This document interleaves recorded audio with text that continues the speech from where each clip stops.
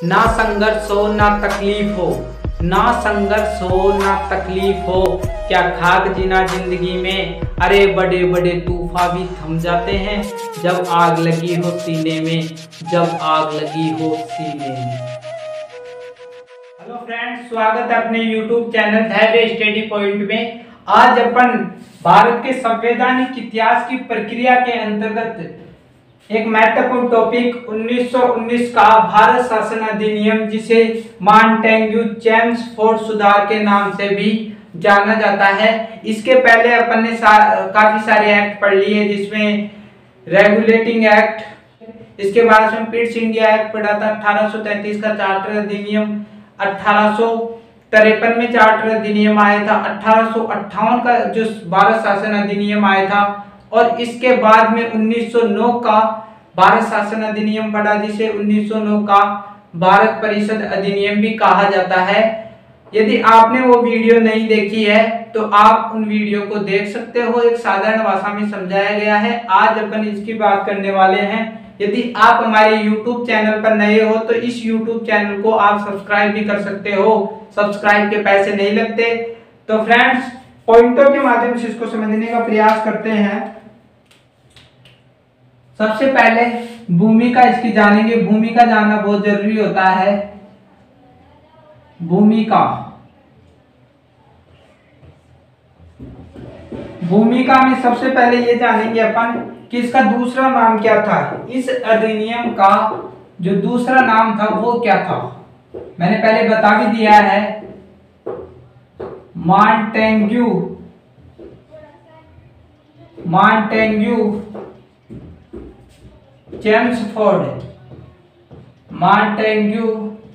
Chelmsford सुधार इसका दूसरा नाम है। लेकिन सबसे महत्वपूर्ण बात यह आ रही है कि इसका जो दूसरा नाम पड़ा वो क्यों पड़ा, क्योंकि 1909 का अधिनियम था, उसका भी दो व्यक्तियों के नाम से पड़ा था। यानी 1909 का जो अधिनियम था उसको मार्ले मिंटो सुधार अधिनियम भी कहा गया था। और जो मार्ले और मिंटो जो दो शब्द थे वो दो व्यक्ति थे, लॉर्ड मार्ले और लॉर्ड मिंटो। उसी प्रकार 1919 का जो अधिनियम था इसमें भी आपको दो शब्द देखने को मिलेंगे, पहला तो ये और दूसरा ये। और इनके पास में कौन कौन से पद थे, क्योंकि दोनों ही बहुत ही महत्वपूर्ण व्यक्ति थे। तो जो पहला व्यक्ति था वो आपको दिख ही रहा है, मॉन्टेग्यू।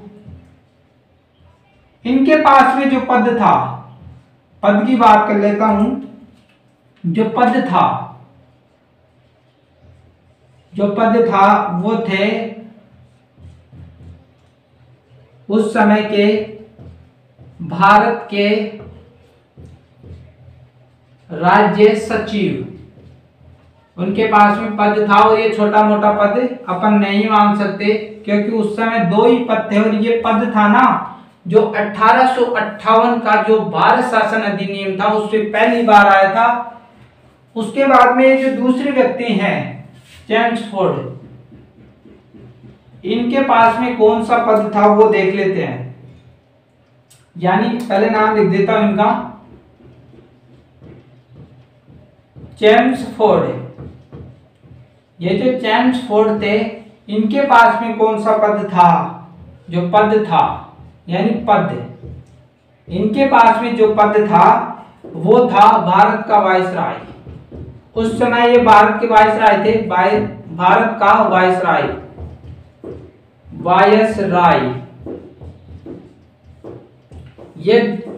ये इन पद पर आसीन थे। और मैं ये भी बता दूं कि जो आज आईएएस की जो वैल्यू है वो ही वैल्यू उस समय इन पदों की थी।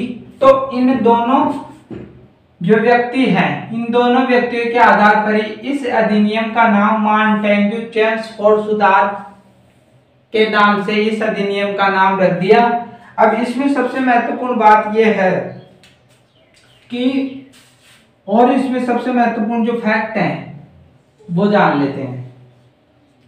बात है भाई 20 अगस्त 1917 की, कि किस प्रकार ये एक्ट बना वो मैं बताने का प्रयास कर रहा हूं। 20 अगस्त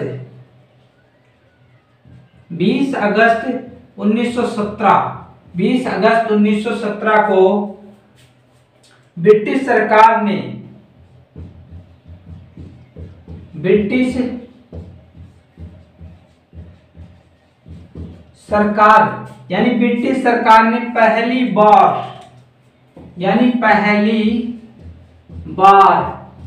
बार घोषित किया।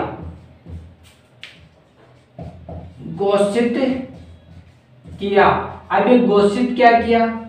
घोषित किया कि भारत में कर्मिक रूप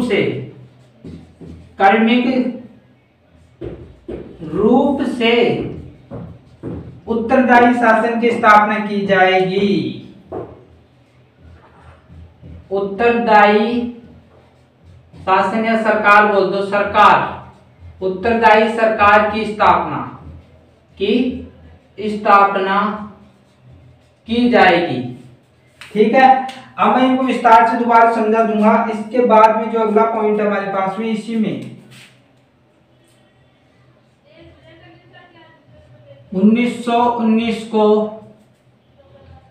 यह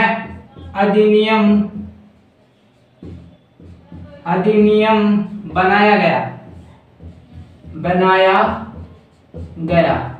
ठीक है, इसके बाद में जो तीसरी बात है 1921 में लागू किया गया भारत में।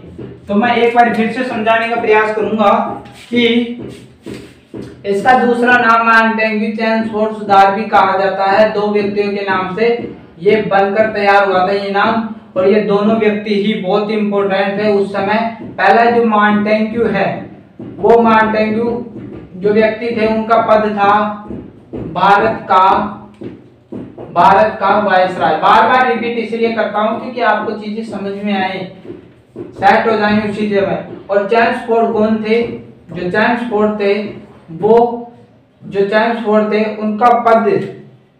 उनका जो पद था वो भारत के वायसराय थे। भारत के वायसराय का मतलब गवर्नर जनरल थे। गवर्नर जनरल जो पद था 1858 के पहले आपको देखने को मिलेगा। तो उसके बाद में उसका नाम बदलकर भारत का वायसराय कर दिया गया था 1858 के अधिनियम में ही।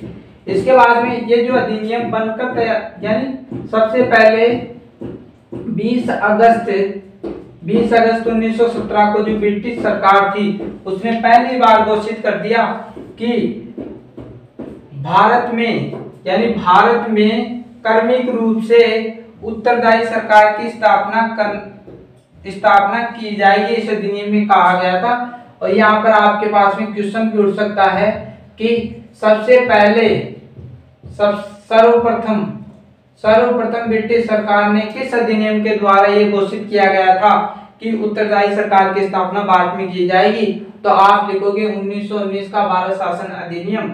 आगे अपन देखते हैं कि जो 1919 का अधिनियम था, इस अधिनियम को बनाया गया था 1919 में, यानी सन 1919 में इनका निर्माण कर दिया गया था। लेकिन अपन गलती क्या करते हैं कि 1919 के अधिनियम को अपन क्या मानते हैं कि 1919 को ही ये लागू हुआ था। ऐसा करना बिल्कुल गलत है, क्योंकि लागू तो ये 1921 में ही हुआ था। तो ये गलती मत करना। बनाया गया था 1919 को और लागू किया गया था 1921 को। तो ये वेरी इंपॉर्टेंट चीजें हैं। अब अपन इसकी विशेषता की बातें करते हैं। विशेषता पढ़ेंगे, आधी विशेषताएं आज पढ़ेंगे इसी वीडियो में, फिर अगली वीडियो में बाकी जो बचेंगी उनके बारे में पढ़ेंगे।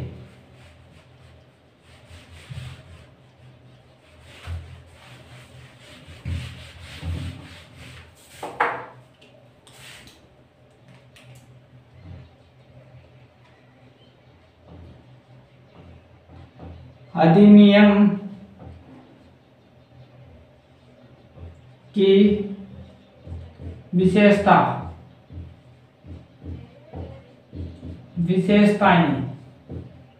ठीक है। सबसे जो पहली विशेषता है हमारे पास में वो पहली विशेषता ये है कि केंद्रीय एवं प्रांतीय, केंद्रीय एवं प्रांतीय विषयों की सूची पहचानना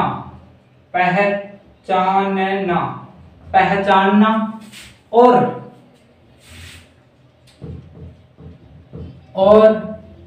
उन्हें एक दूसरे से पृथक करना।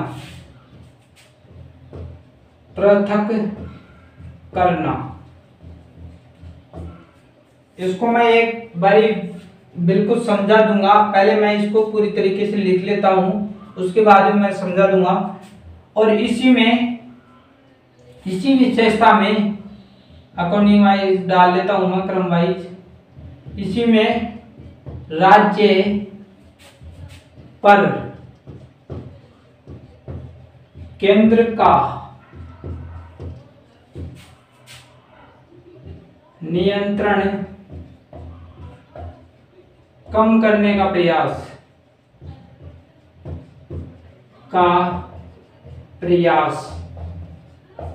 और इसी में जो तीसरी विशेषता थी, तीसरी विशेषता का मतलब इस पॉइंट में तीसरी विशेषता है ना, तीसरी विशेषता ये थी कि केंद्रीय एवं प्रांतीय विधान परिषद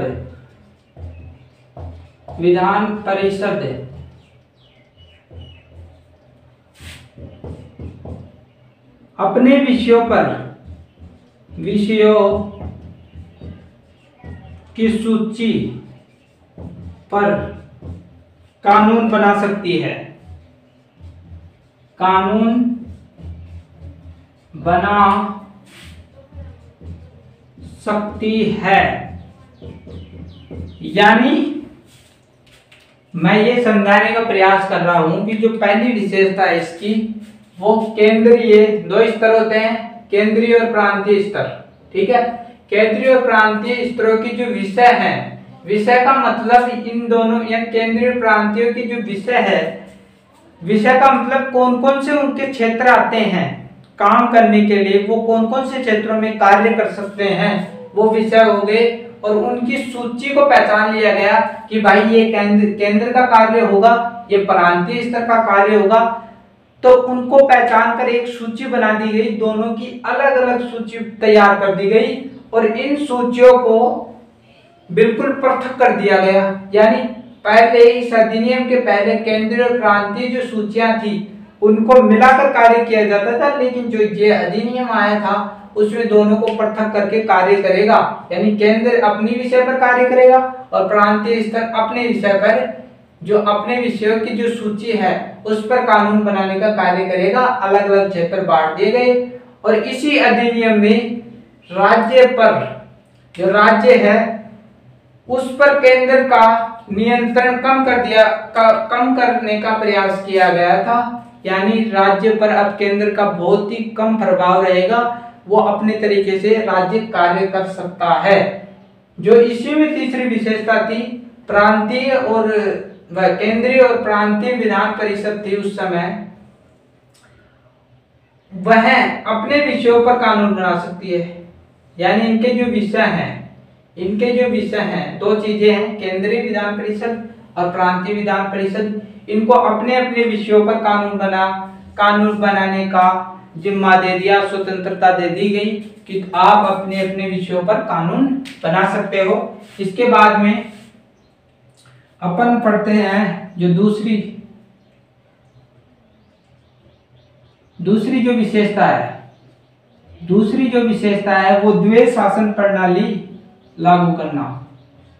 द्वैध शासन प्रणाली लागू, यानी द्वैध शासन प्रणाली को लागू करना। अब ये द्वैध शासन प्रणाली क्या थी वो भी देख लेते हैं। द्वैध शासन प्रणाली में प्रांतीय विषयों को दो भागों में बांट दिया गया। जो प्रांतीय विषय थे, प्रांतीय विषय को दो भागों में बांट दिया गया। दो भागों में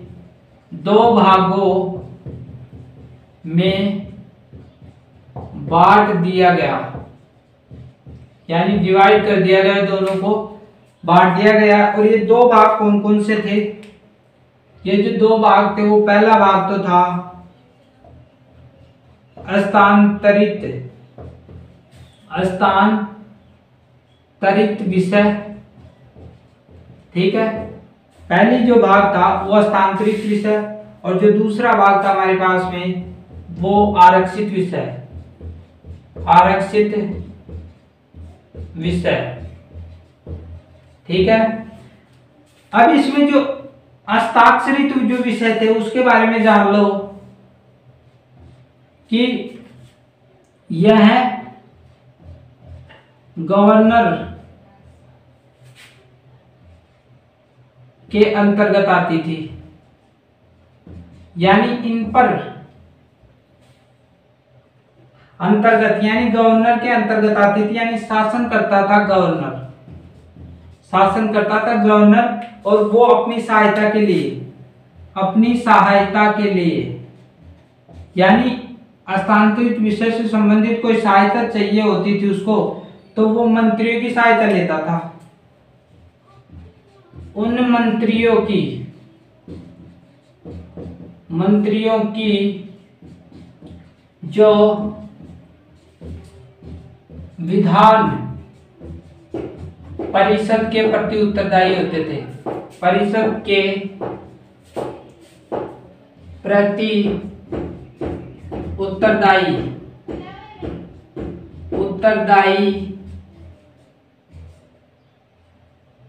होते थे। और मैं एक बार फिर से समझा दूंगा आरक्षित विषय। और आरक्षित विषय को क्या होते थे कि ये विषय गवर्नर के नियंत्रण में होती थी, लेकिन गवर्नर कार्यपालिका परिषद की सहायता से इन पर शासन करता था। लेकिन जो ये कार्यपालिका है वो उस समय की जो विधान परिषद है उसके प्रति कोई उत्तरदायी नहीं होती थी। तो जो द्वैध शासन प्रणाली है उसके बारे में जान लो कि द्वैध शासन प्रणाली क्या थी। प्रांतीय विषय थे उस समय, उन प्रांतीय विषयों को दो भागों में बांट दिया गया, ठीक है। दो भाग कौन कौन से थे? पहला जो भाग था वो हस्तांतरित विषय थी, ठीक है, पहला भाग हस्तांतरित विषय। दूसरा जो भाग था वो आरक्षित विषय थी, ठीक। हस्तांतरित विषय किसके अंतर्गत आती थी? गवर्नर के अंतर्गत आती थी। गवर्नर इस पर शासन करता था। वो अपनी सहायता के लिए उन मंत्रियों को रखता था अपनी सहायता के लिए जो विधान परिषद के प्रति उत्तरदायी होते थे। ये जो मंत्री होते थे वो विधान परिषद के प्रति उत्तरदायी होते थे। और जो हमारे पास में आरक्षित विषय है वो गवर्नर के अंतर्गत ही होता था, लेकिन पूर्ण नियंत्रण इस पर नहीं था। ये कार्यपालिका है ना, कार्यपालिका परिषद की सहायता से इन पर शासन करता था। यानी आरक्षित जो विषय थे वो गवर्नर के ऊपर पूर्ण नियंत्रण में नहीं थी। वो गवर्नर यानी वायसराय की जो कार्य परिषद है उसकी सहायता से शासन करता था। लेकिन कार्य परिषद उस समय की विधान परिषद है उसके प्रति उत्तरदायी नहीं होती थी। अपन तीसरी विशेषता के बारे में जानने वाले हैं।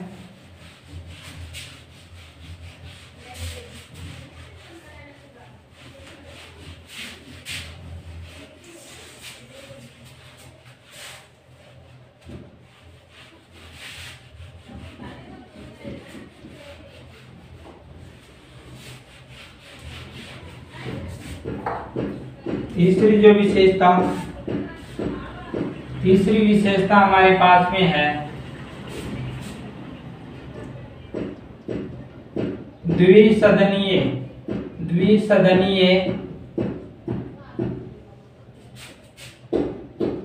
व्यवस्था लागू करना।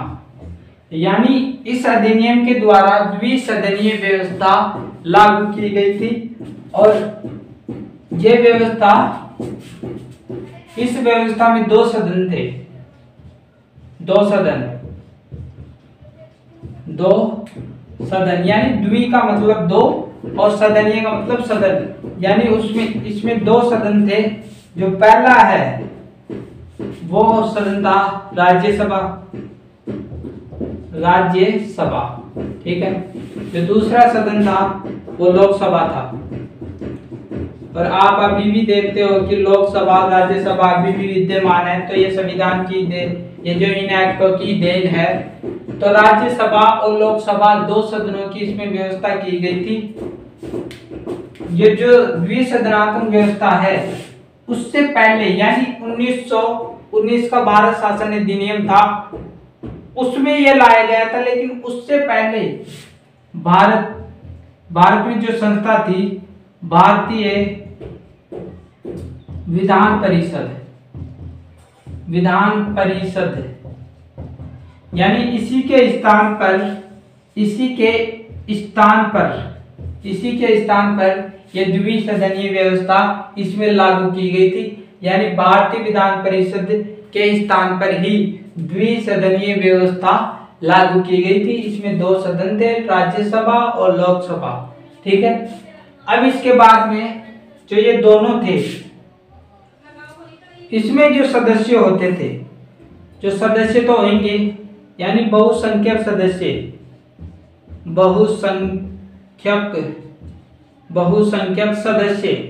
यानी जो सदस्य होते थे उनका चुनाव प्रत्यक्ष निर्वाचन प्रणालिका के द्वारा होता था। प्रत्यक्ष निर्वाचन प्रणाली के द्वारा। यानी और एक इंपॉर्टेंट बात ये हो रहा है कि जो ये अधिनियम था 1919 का जो अधिनियम था, इस अधिनियम में पहली बार प्रत्यक्ष निर्वाचन प्रणाली की व्यवस्था की गई। तो दोबारा से रिपीट कर देता हूं कि 1919 का भारत शासन अधिनियम था, उसमें तीसरी विशेषता ये है कि पहली बार लाया गया था, पहली बार द्विसदनीय व्यवस्था की स्थापना की गई थी। इसमें दो सदन रखे गए, राज्यसभा और लोकसभा। राज्यसभा में जो सदस्य थे, यानी राज्यसभा और लोकसभा में जो सदस्य थे बहुसंख्यक सदस्य हो गए। और इन सदस्यों को जो चुनाव होता था वो प्रत्यक्ष निर्वाचन प्रणाली द्वारा इनका चुनाव किया जाता था। ये जो द्विसदनात्मक व्यवस्था आई थी वो भारतीय विधान परिषद के स्थान पर आई थी। यानी जो द्विसदनीय व्यवस्था है उससे पहले भारतीय विधान परिषद यहाँ पर मौजूद थी और पहली बार प्रत्यक्ष निर्वाचन प्रणाली भी इसी अधिनियम के द्वारा भारत में आई थी। तो जो चौथी विशेषता है वो देख लेते हैं। यदि आप इसका स्क्रीनशॉट लेना चाहो तो ले सकते हो।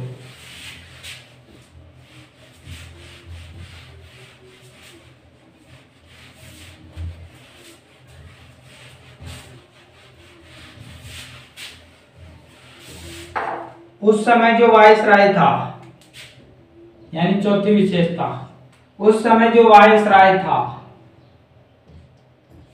वायसराय यानी जो वायसराय था उसकी एक परिषद थी, उसके लिए एक परिषद का निर्माण किया गया था। उस परिषद का नाम है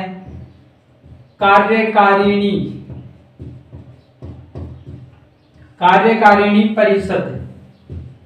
उसका नाम है कार्यकारिणी परिषद, और इसमें 6 सदस्य थे। 6 सदस्य इसमें थे। ठीक है, यहां तक आपको बात समझ में आ गई होगी कि जो वायसराय था, भारत का वायसराय था, इस एक्ट के समय कौन था वायसराय? चैम्सफोर्ड। तो वायसराय उस समय जो पद था उसके लिए कार्यकारिणी परिषद का निर्माण किया गया था। यहाँ तक अपन को बात समझ में आ गई। लेकिन इसमें जो सदस्य कितने थे? 6 सदस्य थे। ठीक है, लेकिन इस एक्ट में सीधा सीधा ये कह दिया गया कि जो ये 6 है ना, उनमें से तीन सदस्य भारतीय होंगे। यानी इसमें 3 सदस्य भारतीय रखे जाएंगे। यानी 6 सदस्यों में से 3 सदस्य भारतीय रखे जाएंगे। सीधा सीधा इस प्रावधान में कह दिया। फ्रेंड्स, आशा करता हूं कि आपको ये विशेषताएं समझ में आ गई होंगी। अपन ने 4 विशेषता के बारे में देखा, इसकी जो भूमिका है उसके बारे में देखा। अगली वीडियो और इसके ऊपर बनाऊंगा। जो बाकी बची जो विशेषता यानी इसकी 10 विशेषता है, जिसमें से मैंने 4 पर डिस्कस कर लिया है। बाकी जो 6 बची उन पर अपन अगली वीडियो में देखेंगे। तो फ्रेंड्स, अगली वीडियो देखना ना भूले। तब तक के लिए थैंक यू।